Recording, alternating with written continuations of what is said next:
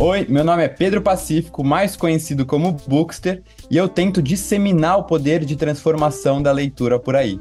Nesse podcast, o Daria um Livro, eu recebo convidados plurais e com diferentes formações para compartilhar com a gente não só um pouco da sua relação com a leitura, mas também de suas próprias histórias. Histórias essas que muitas vezes deram um livro ou que poderiam dar. Bem-vindos a mais um episódio do podcast Daria um Livro, programa em que semanalmente converso com convidados muito especiais, queridos, e que, assim como eu e você, também são apaixonados pela leitura. E para conversar com a gente hoje, estamos com uma figura queridíssima, talentosíssima, que já levou prêmio Jabuti, já levou vários prêmios literários, já escreveu livros infantis, infantos juvenis, então, assim, tem muita história para contar.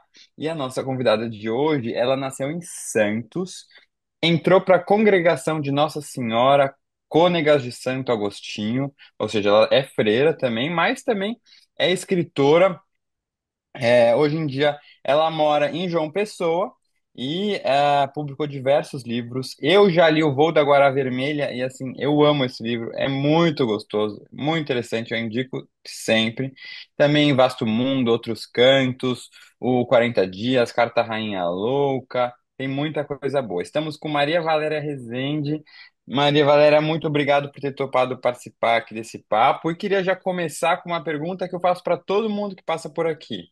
Como é que é a sua relação, antes da gente falar de escritora, de ser freira, como é que é a sua relação com os livros como uma leitora? Você já nasceu assim num ambiente rodeado de livros? Você sempre teve esse interesse pela leitura? Me conta um pouquinho. Absolutamente. Eu tive a sorte de nascer numa família, minha mãe mineira, meu pai santista. E nas duas famílias havia vários escritores. Não. Então, eu cresci achando que escrever um livro era uma coisa que todo mundo ia fazer um dia na vida.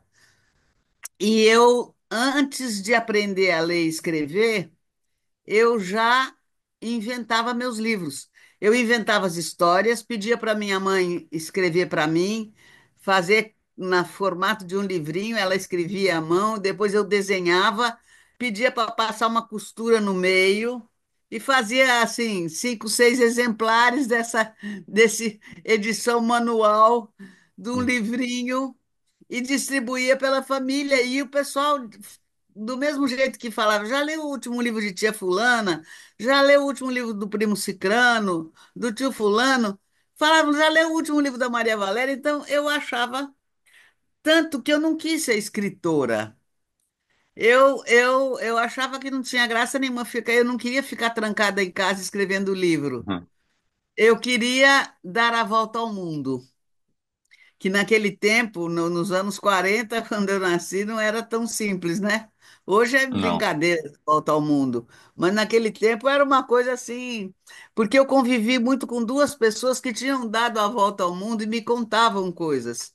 Uma era a Patrícia Galvão, né, mais conhecida como Pagu, com que eu convivi já na adolescência, e um primo meu, filho do poeta Vicente de Carvalho, o filho mais novo dele, o Arnaldo. E ele era jornalista internacional. Nossa. E ele era fantástico. E onde ele ia, ele me mandava um cartão postal, que às vezes chegava 3 meses depois dele, porque ele era de uma capacidade de ele viajava sem bagagem para poder chegar mais rapidamente onde ele tinha que ir para cobrir, fazer a cobertura jornalística dele. Só depois que ele tinha acabado de telegrafado a reportagem dele para os jornais aqui no Brasil, é que ele ia comprar uma muda de roupa, procurar um hotel. E era uma pessoa assim que eu era fascinada, eu adorava aquilo. Então, eu cresci querendo dar a volta ao mundo, que era para mim o contrário de ficar em casa escrevendo livros, né? Tanto que eu só fui publicar o primeiro livro de ficção aos 60 anos. E foi por Uhum. acaso. Então, Como por acaso? foi por acaso assim, porque a minha avó nunca se conformou de eu não querer ser escritora, que a minha avó, que era Hum. sobrinha do poeta Vicente de Carvalho, e que foi uma família que, na crise de 29 e 30 eles perderam tudo, que era só lidavam com café, né? Ficaram completamente pobres. A única coisa que sobrou foram os livros, porque naquele tempo era tão pouca gente que lia no Brasil que não adiantava vender os livros. Então tem uma cena que eu nunca vou me esquecer, uma vez que eu cheguei na casa da minha avó, e a minha avó depois conseguiu uma casinha, mas a casa era pequena, não cabia, não tinha lugar para botar uma biblioteca. Então a biblioteca ficava, eram estantes no corredor de distribuição do apartamento. Então ficava estreito aquele corredor, e um dia eu Uhum, cheguei e a minha avó estava assim, ali no meio do corredor, olhando, olhando para os livros. Aí eu disse, vó, você está procurando algum livro, quer que eu te ajude? Ela me disse, não, filha, eu sei onde estão todos os livros. Eu estava era aqui pensando, os outros acham que nós ficamos pobres. Aquilo para mim foi uma coisa então, eu sempre. E agora, quando a gente não, quando eu nasci, não tinha escola para todo mundo, né? Então, uhum, mesmo escola particular não era suficiente, era para muito uma minoria. Então, a gente mal nascia quando verificavam se era menina ou menino, porque em geral era separado, né, nas escolas. Então, eu fui matriculada, pré-matriculada numa escola assim que eu nasci. E aí a escola recomendava: não tentem alfabetizar suas crianças antes de vir para a escola. E a gente só ia para a escola com 6, 7 anos.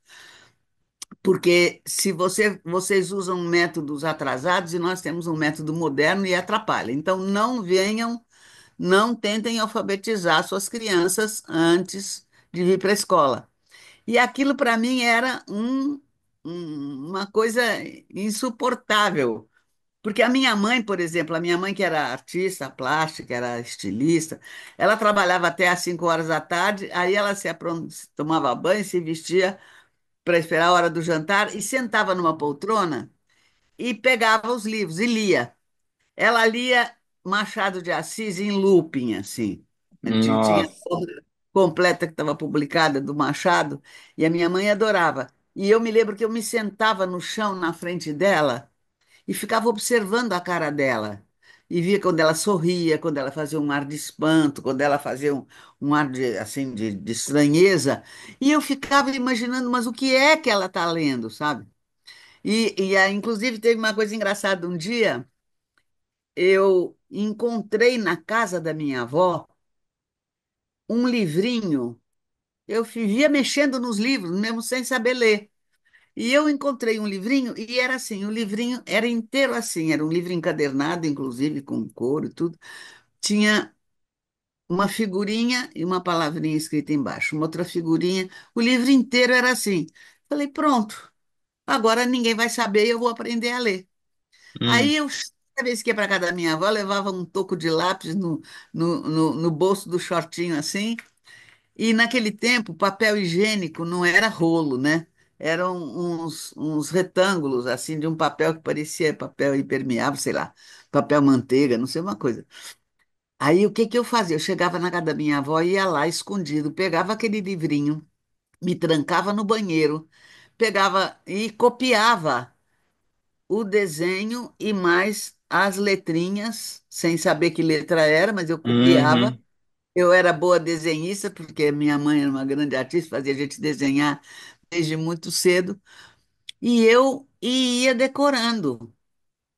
Quando eu cheguei na escola, finalmente, e cada vez eu fazia uns 10 palavras, mais ou menos, depois eu tinha que sair do banheiro, senão iam me procurar. E aí, quando eu cheguei na escola, no primeiro dia de aula, eu muito saliente, eu virei para uma menina do colégio, você sabe ler? A menina disse, não, não sei ler não, que aqui nesse colégio a gente não pode saber ler antes de chegar no colégio. Eu falei, pois eu sei ler. Aí a menina falou, professora, essa menina aqui está dizendo que ela sabe ler e não pode. Aí a professora me chamou. Ela me conhecia, que é de uma família vizinha da gente. Ela me falou, vem cá, Maria Valéria, você sabe ler? Eu falei, eu sei ler e sei escrever. Ela disse, me deu o papel e disse, escreve aí alguma coisa. Eu escrevi. uhum, Ela perguntou: o que foi que você escreveu? Eu disse: sofá, tá certo. Escreva outra coisa. Eu escrevi. Ela perguntou: o que é que está escrito aí? Eu disse boneca.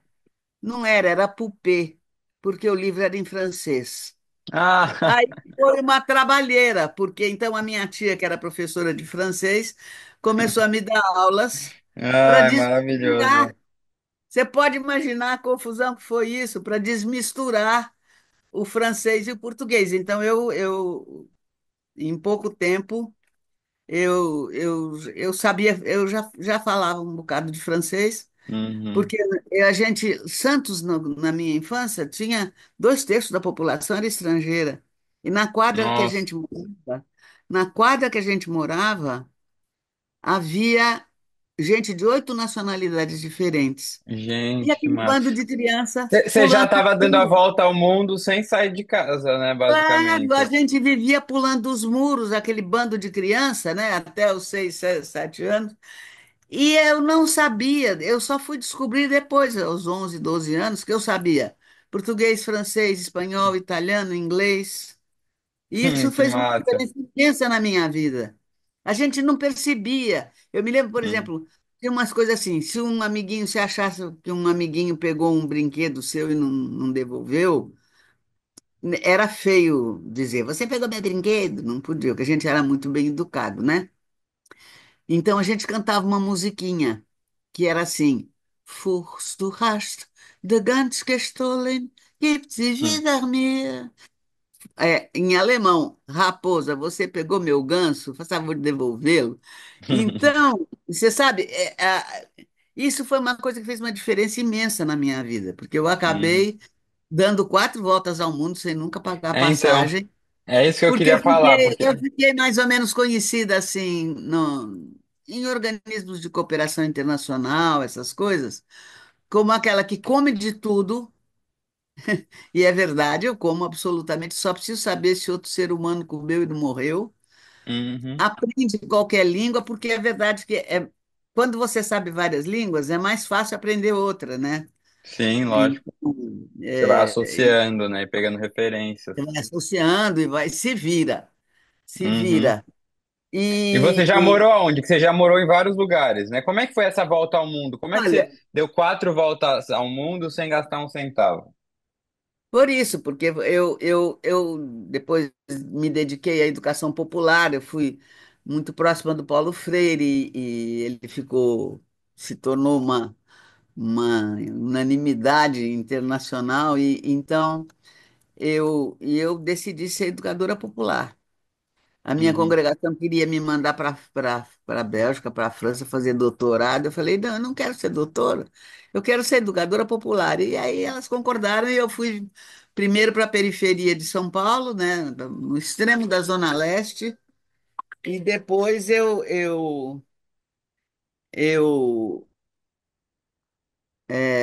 fiquei ali até 71, mas aí não dava mais para ficar, porque São Paulo estava muito perigoso, eu tinha muito contato com o pessoal.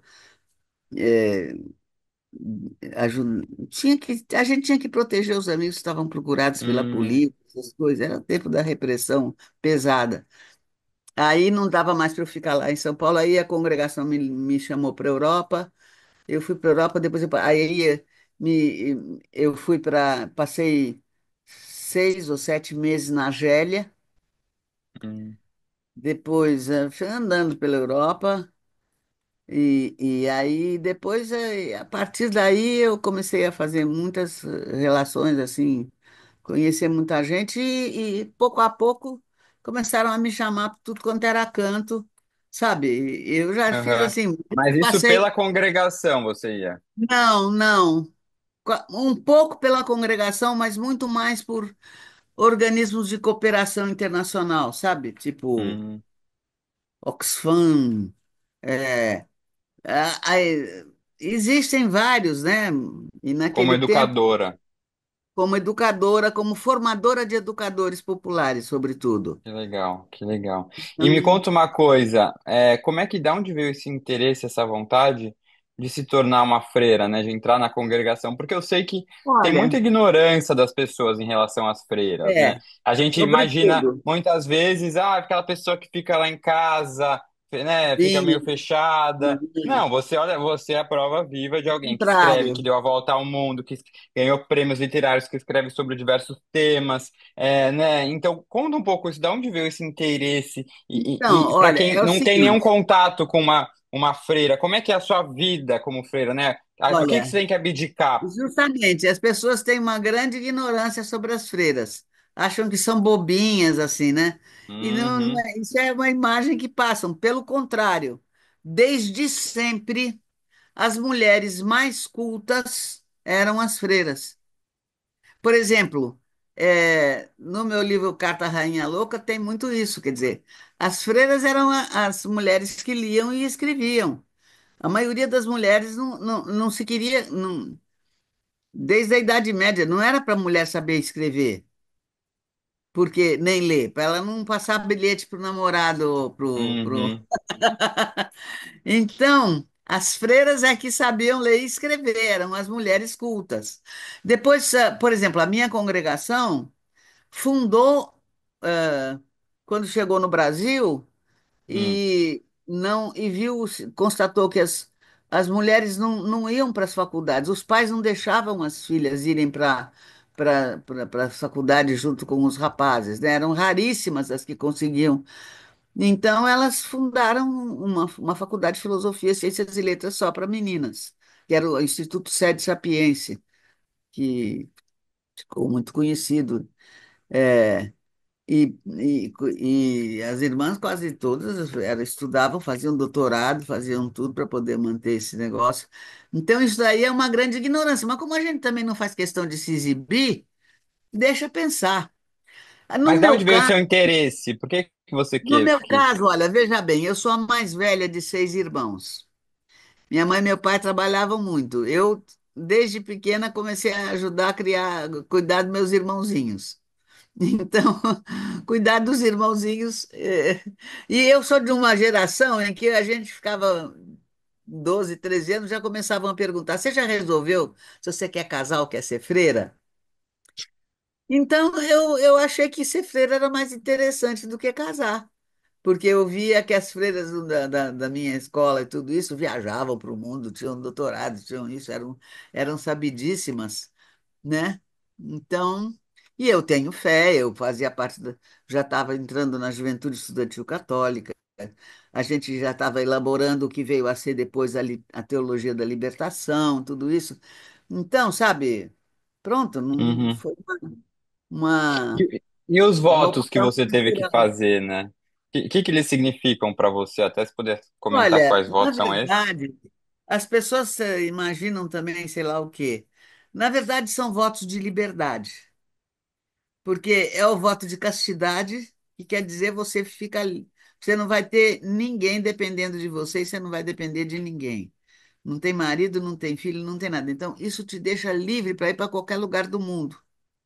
Uhum, Segundo, o voto de pobreza também significa isso. Você não tem propriedade, você não tem que ficar cuidando de dinheiro, de nada.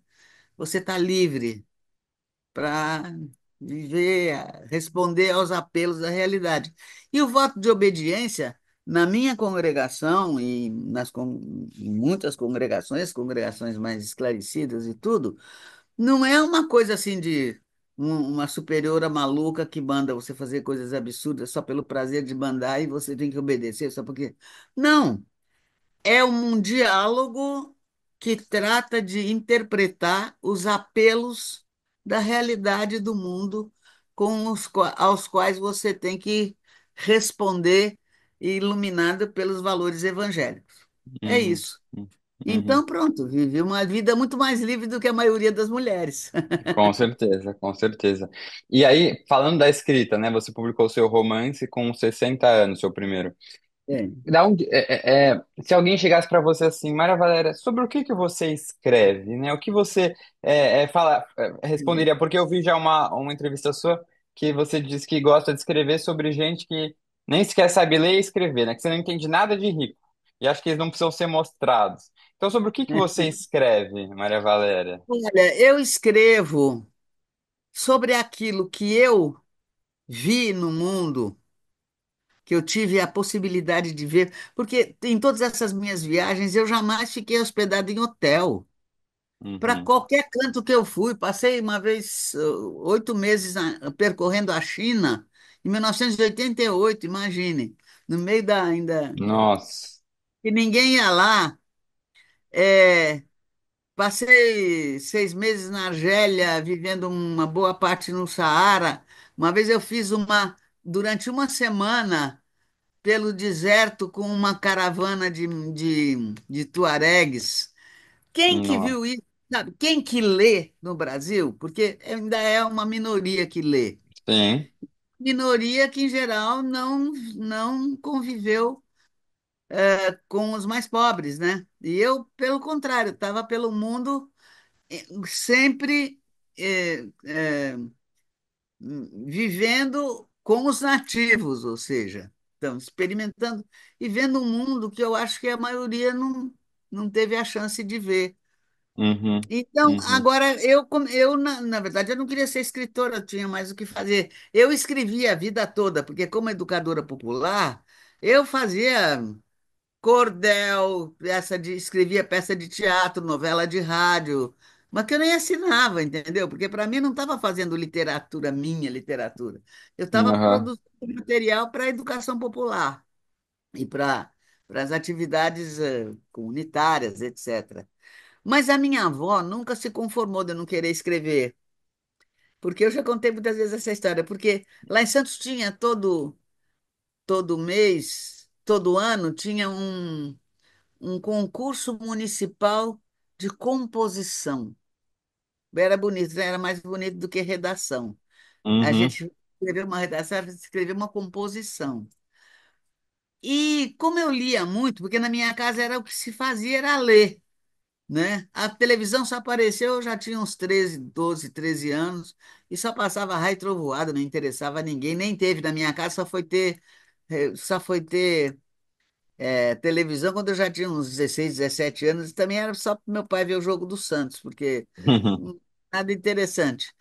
Então, para mim, o divertimento sempre foi ler, ou em Santos, especialmente teatro, né? Porque a Patrícia Galvão, a Pagu, promoveu durante a minha adolescência um envolvimento da juventude inteira de Santos. Eu acho que quase todo mundo que eu conhecia estava Uhum. metido no grupo de teatro, coisa.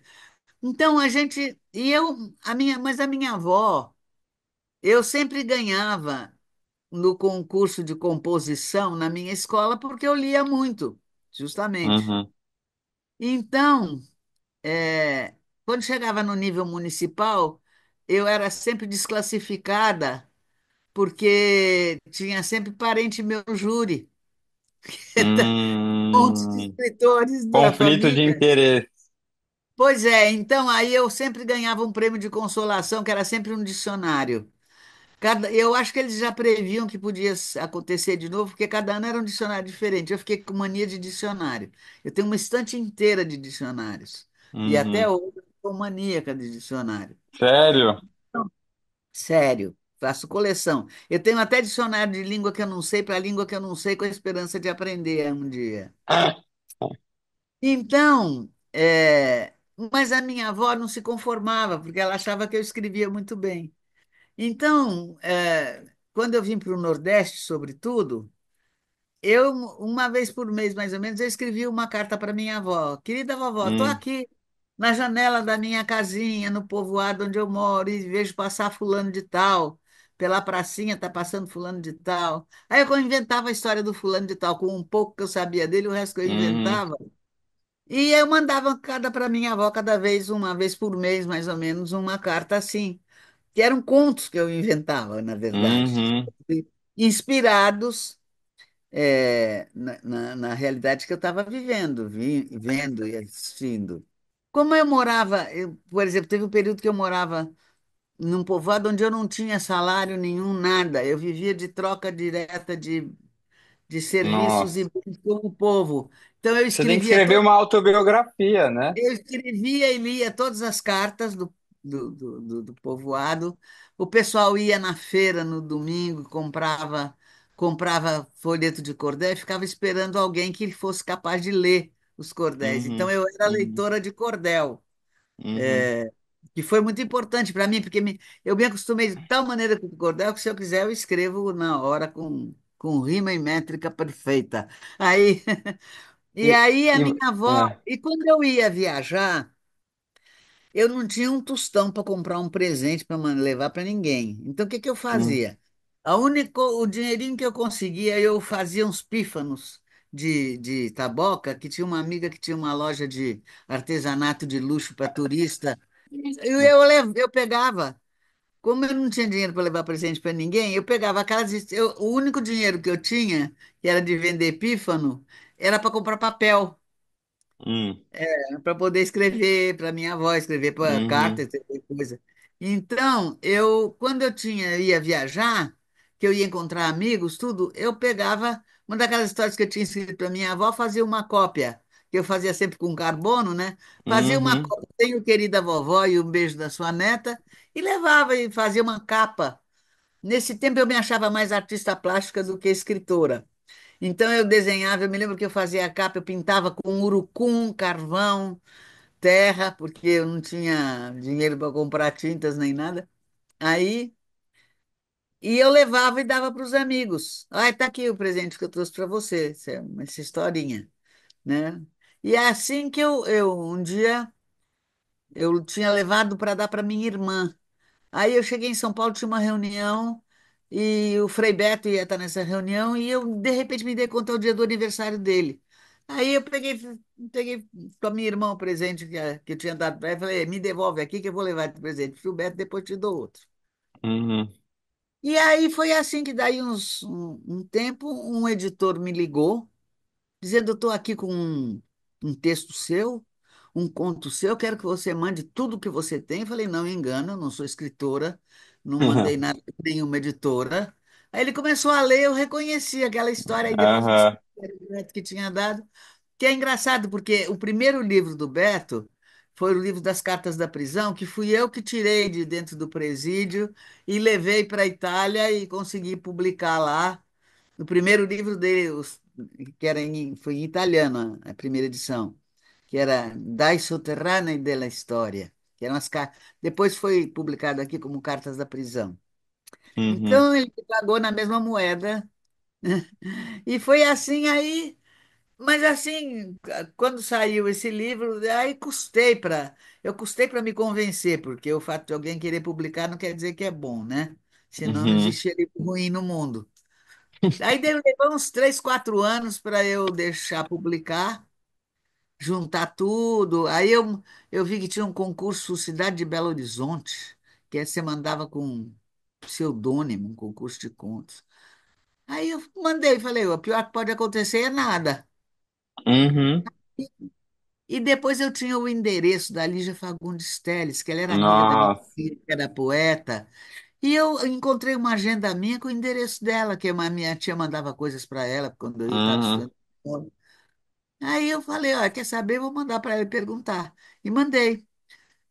Fiz uma cópia de carbono, mandei perguntar, olha, não estou lhe pedindo para fazer nada, só para me dizer se eu acho que se você ler 10 ou 15 páginas aí, você já vai poder me dizer se eu devo publicar ou não, que eu não quero ser responsável por mais um livro Uhum. ruim no mundo. E esqueci disso daí, achei bom, vai ver que aquele endereço nem é mais endereço da coisa, Uhum. e me esqueci do tal do concurso, porque demora, né? Aí foi engraçado porque foi no mesmo dia, ao meio-dia, o Sérgio Fantini, que era o curador do tal concurso de Minas, me telefonou ao meio-dia, mais ou menos, para me dizer que o meu livro estava entre os 6 finalistas do concurso. Uhum. E eu fui olhar quantos tinha inscritos, porque eu falei, vai ver que são 6, o meu é o último. Aí eu vi que eram 230 e tantos lá inscritos. Falei, bom, se entre 230 e tantos, Uhum.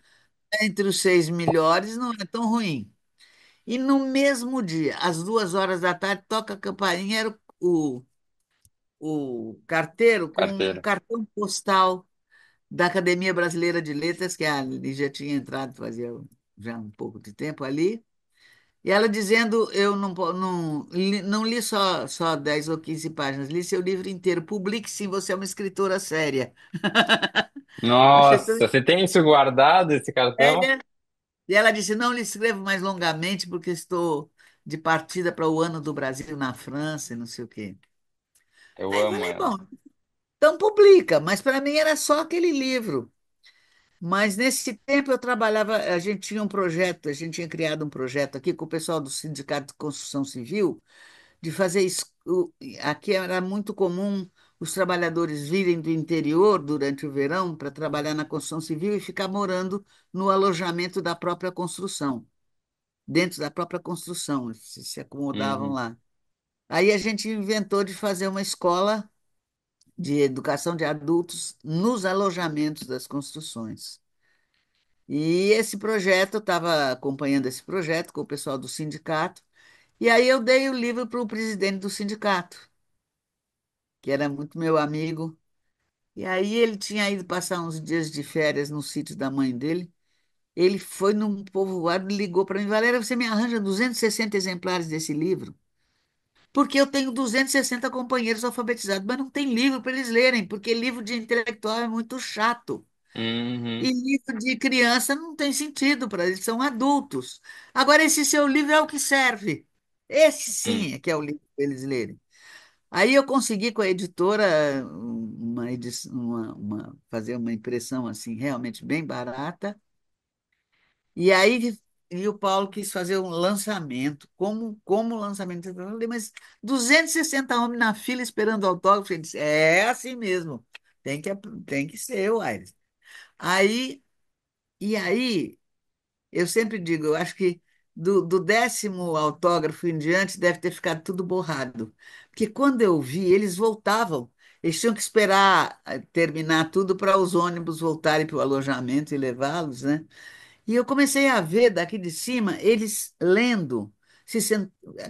os que já estavam com o livro na mão, sentando no auditório e começando a comentar, a rir, a mostrar um para o outro as coisas. Eu falei, nossa, mãe. Eu fiquei tão comovida com aquilo. Falei, pronto, isso é uma continuação do meu trabalho de educação popular. uhum, uhum. E aí Que foi demais. daí que eu percebi Aí que você eu não tinha que parou mais. escrever. E aí eu Uhum. escrevi o Voo da Guará Vermelha, que é exatamente, o tema O é primeiro esse. romance. O primeiro romance. Eu considero o Vasto Mundo, que é o primeiro livro, também um romance. Hum, Mas um romance em que o narrador é o chão e o tá. protagonista é o coletivo, é o povo da farinhada, não um indivíduo. Porque nos pequenos lugares do interior, o coletivo ele é muito determinante. O povo sabe de Uhum, tudo, tem opinião, intervém na vida de todo mundo, coisa que numa cidade grande o povo não é um sujeito, né? É uma uhum. massa. Enquanto que E, no lugar pequeno do interior. e, E e o aí, Voo da Guará você escreveu, né, sobre dois personagens improváveis, né, de se encontrarem, de se mas relacionarem. naquele tempo, mas naquele tempo era provável, porque eu quis Uhum, mostrar exatamente, porque eu sabia, eu estava participando da elaboração dos programas para a educação do governo do PT, tudo isso. Então eu sabia que daqui a 20 anos aquela história se tornaria impossível e ninguém saberia. Que alguém passasse a vida. conta pro pessoal que não conhece o livro. É que o livro é assim: é um rapaz que nasce num quilombo e encontra na mata um homem que está morrendo e que carrega uma mala de livros. E ele sonha em ler aqueles livros. E ele sai pelo mundo quando ele faz, já está um pouquinho maior, ele sai pelo mundo tentando aprender a ler e não consegue em lugar nenhum. Isso Uhum, era possível naquele tempo, entendeu? Porque não tinha EJA, não tinha nada disso. Hoje, e eu pensei, daqui a 10 anos os jovens não vão saber como é que era. Então eu quis contar como é que era a história até então. uhum, Eu fiz com uma mirada assim pedagógica também, no sentido de que eu vou registrar como é que era o Brasil até agora. Sim. Eu escrevi entre 2001 e 2004, 2005, por aí. Eu fui escrevendo aos poucos. Então, eu acho que. E é engraçado porque os meus outros livros depois foram premiados, tudo, né? E esses dois não, os dois primeiros não, mas são os que têm mais leitores e mais sucesso. É mesmo? Eu É, pra você ver adorei o que Voo da Guara prêmio. Vermelha. É, Muito bom. eu mesma, agora eu já esqueci o que que eu escrevi nos livros, então eu mesmo, de vez em quando eu pego e vou ler e digo, nossa, que bonito, olha, eu escrevi, sabe? Que Eu máximo, leio, eu sei, hoje sei. leio meus livros como uma leitora, eu também já estou meio caduquinha, né? Minha memória já está mais para lá do que para E cá. me conta uma coisa, você já falou várias vezes assim que se você pudesse, você só ficaria lendo, né? O dia inteiro lendo, lendo e É, lendo. é. Que você, quais são os seus, eu sei que é difícil falar isso, mas que livros que te marcaram muito, marcaram a sua vida, assim, aqueles que têm um lugar Olha, especial. olha, nem sei dizer, mas, por exemplo, o Grande Sertão Veredas, Hum, eu ganhei.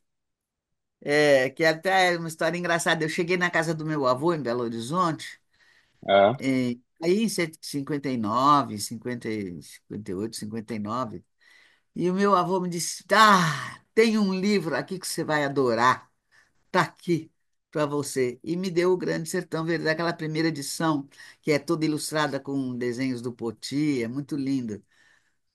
E eu li aquilo, não tive dificuldade nenhuma, porque o meu avô ele era antiquário. Então, quando a gente chegava lá nas férias, às vezes eu saía com ele de carro pelo interior de Minas, pelos sertões de Minas, buscando velharia para recolher e restaurar. Ele tinha um antiquário, né? Então, eu estava acostumada a ouvir fala de povo. E o pessoal diz que o Guimarães Rosa inventou. Ele não inventou, ele escreveu como o povo de Minas fala daquele jeito, inventa, compõe, recompõe a língua à sua maneira. E eu me lembro, então eu fui lendo, eu li e reli o Grande Sertão Veredas não sei quantas vezes. Cada vez que eu lia, eu era outra pessoa, né? Porque desde, você já pensou, desde os anos 50 até hoje, eu ainda tenho esse mesmo, eu tenho você outras ainda leituras lê? regulares, mas então, cada vez eu tenho mania de. Eu risco os livros, eu passo lápis de Uhum, cor. Então é engraçado, porque ele é todo colorido. Porque cada vez que eu li com outra perspectiva. E usei uma cor diferente para aham, sublinhar. aham, Inclusive, que massa. tem um livro que eu fiz para um programa de educação, de formação de educadores da EJA, que eu. Esses dias que eu fui pegar aquilo para rever alguma coisa, procurar. Aí que eu percebi, em todos os capítulos tem uma epígrafe tirada do Grande Sertão.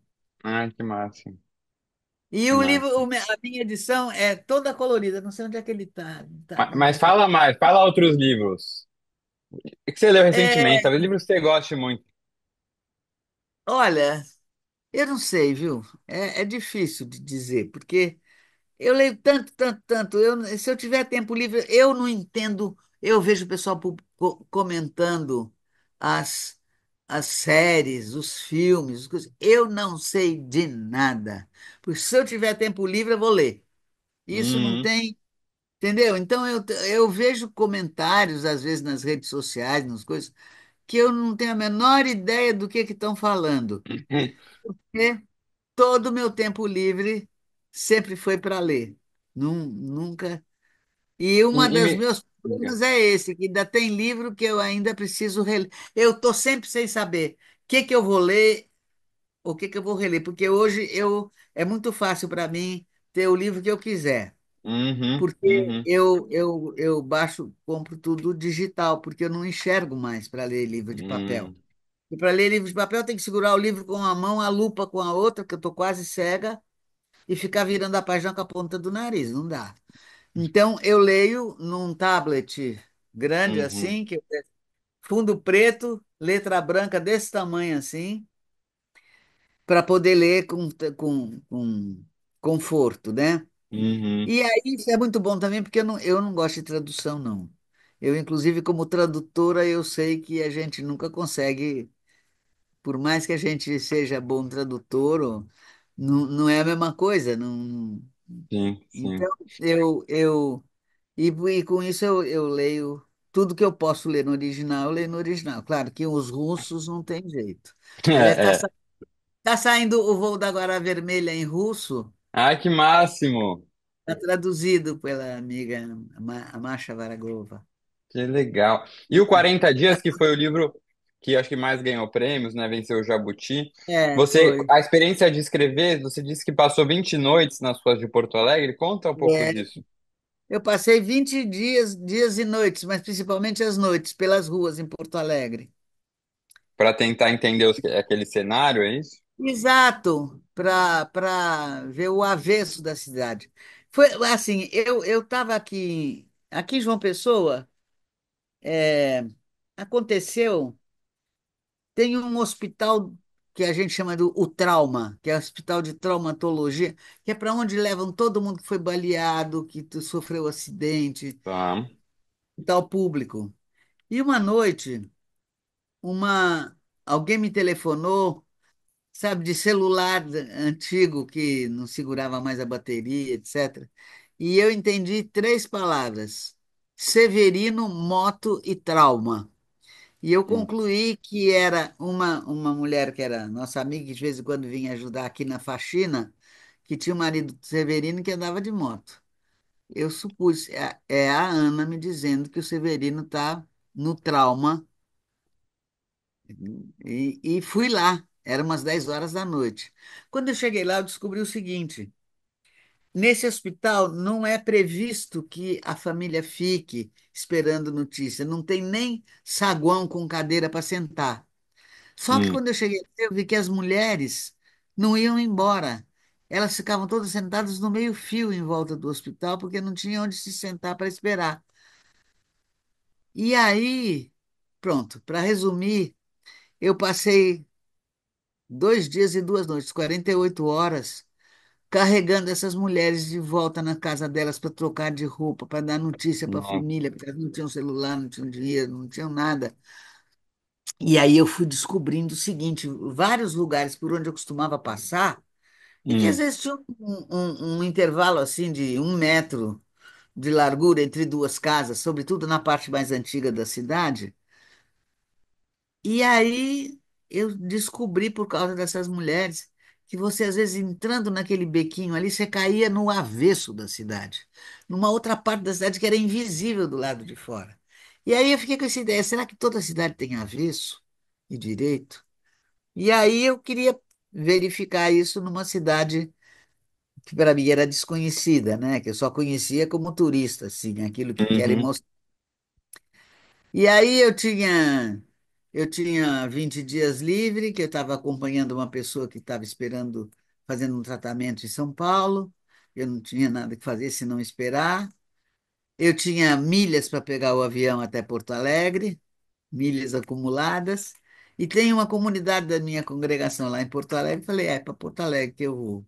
uhum, E, e depois também eu estava notando algumas amigas que tinham trabalhado a vida toda para criar os filhos, porque eram separados de casamento ruim, e que não, que quando elas se aposentavam, as filhas não queriam fazer os mesmos sacrifícios que elas tinham feito e queriam que elas virassem avó profissional, sabe? uhum, A vida sim, acabou, enquanto que elas tinham planos que elas aham, tinham criado para quando se aposentassem. Aí eu falei, eu que tenho que denunciar isso, porque eu não tenho filho nem neto. Se outra que for tem que ter filho e neto for falar disso, vai dar confusão. é, E pronto. E aí eu fui para Porto Alegre. Achei que era uma boa. E eu criei uma senha para poder andar e perguntar e conversar com todo mundo, que era procurar o filho da minha amiga, que estava desesperado, porque bastava eu abrir a boca para o pessoal saber que não era de lá, né? É da uhum, Paraíba. uhum, Então, eu disse, olha, tô. E eu chegava em cada beco, cada bairro, cada coisa, eu dizia: olha, tô aqui, eu sou da Paraíba, eu tô aqui de viagem, mas eu tô procurando pelo filho da minha amiga que faz mais de um ano que não deu mais notícia, a mãe está desesperada sem notícia dele, e a última notícia que ele deu era que ele estava morando aqui. Eu repetia isso em cada favela, em cada buraco de Porto Alegre. Entendi. Será que vocês conhecem? E isso É. foi uma senha fantástica, e eu descobri isso, que você falar de mãe desesperada, porque não tem notícia do filho, todo mundo quer te ajudar. Hum. Todo mundo. Incrível isso. Porque é uma coisa que E é um pronto. desespero que deve, né? É, Todo mundo deve todo entender esse mundo se desespero. comove com isso, e todo mundo entende, todo mundo quer ajudar. E com isso daí eu descobri uma Porto Alegre, que como dizem os amigos, os porto-alegrenses que leem não conhecem. Aham. E aí, e aí depois eu então escrevi o livro, né? Uhum. E decidi botar o livro no formato de um caderno de desabafo. Porque eu não fiz uma reportagem, não foi assim, todo dia eu ia escrevendo o que eu estava vendo, não. Eu vivi. Porque de dia eu tinha que dormir um pouco, né? Porque eu passava, sobretudo, as noites na rua. Porque à noite Uhum. é que eu estava interessada naquilo que ninguém vê, né? Então eu passava muito a noite as tardes e a noite. As tardes eu entrava, subia os morros, ia nas favelas, nos lugares, e à noite eu ficava ali pelo centro da cidade, debaixo dos viadutos, no saguão do hospital, do pronto-socorro, ouvindo as histórias e vendo quem que chegava lá no meio da madrugada, enfim. E aí depois é que eu, quando cheguei aqui de volta, é que eu me pus a escrever. E aí eu cheguei à conclusão que eu tinha. É claro que eu me lembrava das coisas aos retalhos. Uhum. E aí eu me dei conta de que era assim mesmo que eu tinha que escrever o livro. Então, tanto que o livro não tem capítulos, não tem nada, né? Não tem parágrafo sem pontuação. Aliás, outro dia a menina de uma livraria, uma amiga, me diz: Ah, é, não, eu vi um comentário numa rede social qualquer. Você diz, ai, que livro mal escrito. Não tem nem ponto final nos Ah, parágrafos. Então, é isso. tudo bem, Cada tudo um. bem. E tem a Rainha Louca tem trechos que são rasurados, né? Aí também Hum. a menina da livraria que diz, Valéria, o que que eu faço? Veio uma pessoa aqui querendo que eu troque Ai, meu Deus. o louco que disse que o exemplar dela está todo riscado. Aí, Seguinte, chegamos agora à parte final aqui do nosso papo. O papo tá maravilhoso, você precisa escrever um livro de memórias, inclusive, porque você tem muita história para contar. Mas chegamos ao final e aí tem umas perguntinhas aqui de final, que é assim, eu faço uma pergunta objetiva e você me dá uma resposta objetiva, combinado? certo, vou tentar. Um ping-pong aqui. Vamos lá. Um livro de cabeceira. Bom, O Grande Sertão Veredas. Uhum. Por que você escreve? Eu escrevo porque eu vi tanta coisa que a maioria das pessoas não tem a sorte de ver no mundo. Eu andei o mundo inteiro, eu vi que eu acho que eu tenho que repartir. Um livro que você gostaria de ter escrito, Hum, que você leu e falou, nossa, isso daí eu queria ter escrito. não sei, Não. E se você não. pudesse encontrar com um autor ou uma autora, assim, vivo ou morto, para tomar um cafezinho, tivesse esse poder, quem seria? Ah, eu acho que era o Machado de Assis mesmo, viu? Uhum. E Porque seu eu acho que gênero literário? Ah, desculpa. devia ser um papo sensacional, com aquela ironia, com Não, com aquela. certeza. E ele também era um que via de tudo, né? Ele Aham. circulou em diferentes mundos. Não, maravilhoso, Não, maravilhoso. olha, Machado eu adoro, viu? E As qual é o seu memórias gênero literário favorito? é o romance. Não, mas eu conto também. Conta também. Eu, eu gosto muito de conto, mas se eu tivesse que escolher entre. Eu escrevo mais conto hoje do que romance, porque dá menos dor Hum. nas costas, né? Eu tenho 4 romances começados que eu não consigo terminar, Ah, porque. não, termina isso. Mas não dá, eu tenho que conseguir fazer renda todo mês, porque eu só tenho aposentadoria de velhinha do INSS abaixo do teto. Aham. Então eu fico fazendo coisas que dão um dinheirinho, que Uhum. é corrigir livro dos outros, escrever prefácio, orelha, fazer revisão de livro alheio. Então, Uhum. É, e eu tem estou o lendo, trabalho, né? Tem o é, trabalho. trabalho que É, rende. grandes autores usaram pseudônimos. Qual seria o seu? Você deve ter aquele de BH, vocês lembram qual é? Você usou? Era, não me lembro. Não. Não. Eu acho que foi um nome de homem que eu pus. Ah, Que eu sou besta, né? é? Eu acho que foi um nome Verdade. de homem, mas eu não me lembro. Se eu tivesse que Tudo usar bem. um. Tá, mas Né? você já usou, né? Já, mas eu não me lembro. Tudo bem. Alguém um Pseudônimo. dia vai encontrar. Talvez Maria Louca. Maria. Um filme, você tem algum filme favorito?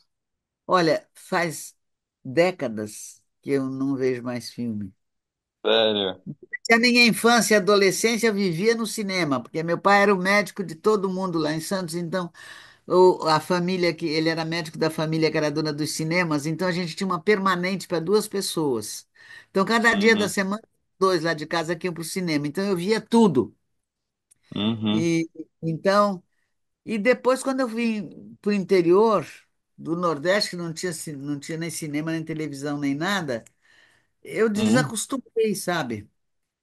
Sim. Então é sempre a O escolha, o negócio são os livros mesmo. É, ou eu vou ler ou eu vou. Então hoje eu é. leio, acabou-se. Ó, Ainda mas mais que essa você vai saber responder. Uma comida favorita. ai, eu sou omnívora, mas uma bisteca de porco eu acho que é bom demais. Dos lugares que você já conheceu, qual foi a viagem mais inesquecível? Olha, eu acho que os 8 meses que eu passei na China, que inclusive Nossa. hoje é muito importante para mim, porque só se fala da China agora e o que que vai É. acontecer? A China que Não, vai e você controlar. conheceu uma China numa época, né, que era E muito eu diferente. conheci, é sim, mas acontece que a cultura chinesa é uma coisa absolutamente milenar, né? Com Uhum. uma continuidade fantástica. E, e eu tive a chance de andar pela China inteira. Comecei em Pequim e fui acabar em Hong Kong. Nossa, Andando, que eu andei, demais. eu subi em aldeias onde o pessoal nunca tinha, nas montanhas, onde o povo do lugar nunca tinha visto um ocidental em Nossa, que pessoa. loucura. Então eu andava na rua com a criançada toda pulando em volta, que nem o elefante que chegou do circo, sabe como é?